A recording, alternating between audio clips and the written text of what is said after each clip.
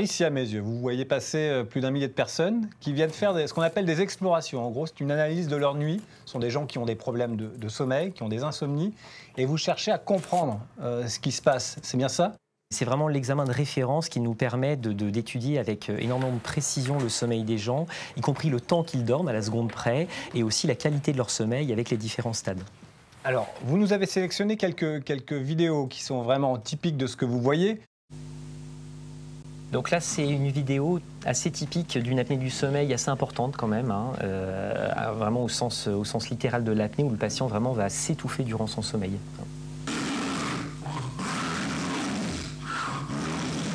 Donc là, en fait, on voit dès le début de la vidéo que le patient en fait, est en train de lutter. On voit qu'il y a des gros mouvements. Et après, une respiration très bruyante, tout simplement parce qu'il était en train d'étouffer. Donc en fait, on voit bien là la mécanique qui est que avec l'endormissement, les muscles se relâchent et malheureusement, chez certaines personnes, ce relâchement musculaire va entraîner vraiment une fermeture des voies aériennes. Donc le patient au début s'endort.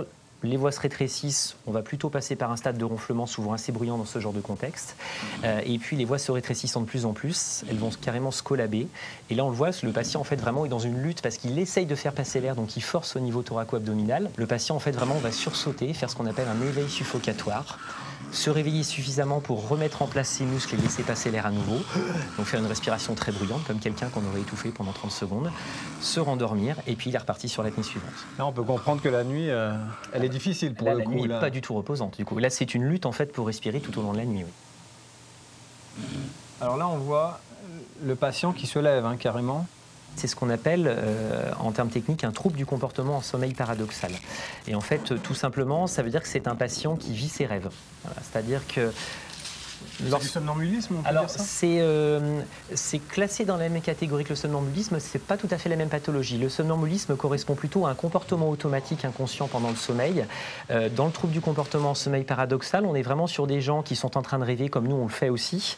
Mais là où nous, on a un blocage au niveau de l'organisme, et notamment au niveau de nos muscles, qui nous empêche de vivre nos rêves, chez lui, ce système est détérioré et donc il vit les choses.